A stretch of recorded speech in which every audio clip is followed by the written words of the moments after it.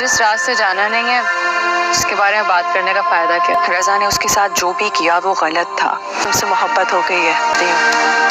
ऐसे लगता है जैसे बहुत गहरा रिश्ता है उससे, ये समझ में नहीं आता। ऐना तो मेरे निकाह में हो। मेरा दिल चाहता है कि मैं एक दफ़ा उससे मिल लूँ। पता नहीं क्यों हमदान मुझे वो लड़की भूलती ही नहीं है। ड्रामा सीरियल सुकून की आने वाली किस्त में आप देखेंगे कि ऐना से मिलने के बाद शांसे को सिर्फ ऐना का ही ख्याल आएगा। उसे ऐना बिल्कुल भी नहीं भूल रही होगी। जब वो हमदान के घर जाएगी तो वो हमदान से इसी बारे में जिक्र करेगी कि मुझे समझ नहीं आती आखिर मेरा इस लड़की से क्या रिश्ता है। मैं उससे पर्सनली मिलना चाहती हूँ, उससे पूछना चाहती हूँ। मुझे लगता है कि रज़ा ने उसके साथ बहुत ज्यादा ज्यादती की है। हमदान जो कि सब कुछ जानता है वो ये भी जानता है कि अगर उसने शांसे को सब कुछ बता दिया कि ऐना तो उसकी बीवी है तो शांसे पर तो जैसे कोई कयामत ही टूट पड़ेगी। मगर वो अभी शांसे को कुछ भी नहीं बताना चाहता और ऐना खुद भी यही चाहती है कि हमदान शांसे को अभी कुछ भी ना बताए। वो हमदान और शांसे की जिंदगी से चली जाना चाहती है मगर हमदान उसे अपनी जिंदगी से जाने नहीं देगा। अगर ऐना को शांसे से मोहब्बत हो चुकी है तो हमदान भी ऐना से उतनी ही मोहब्बत करने लगा है, लेकिन दोनों ही अपनी मोहब्बत का एक दूसरे से इजहार नहीं कर पा रहे। शांसे एक बार फिर ऐना को तलाश करने की कोशिश करेगी, लेकिन वो इस बात से बिल्कुल बेखबर है कि जिस ऐना को वो जगह जगह तलाश कर रही है वो तो हमदान के घर में मौजूद है, और ना सिर्फ उसके घर में मौजूद है बल्कि वो तो उसकी निकाह में भी है, यानी कि उसकी बीवी भी है।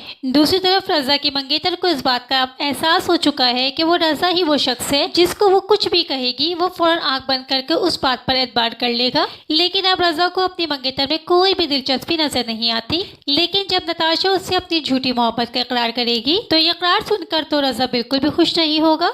व्यूअर्स, आपको क्या लगता है, क्या ऐना और हमदान के रिश्ते के बारे में शांसे जान पाएगी, और अगर जान पाएगी तो उसके बाद उसका क्या रद्द अमल होगा? अपनी राय से जरूर आगाह कीजिएगा। वीडियो अच्छी लगी हो तो वीडियो को लाइक कर दीजिएगा। मज़ीद इस तरह के ड्रामाज रिव्यूज़ के लिए मेरे चैनल को सब्सक्राइब करना बिल्कुल नहीं भूलिएगा। अल्लाह हाफिज़।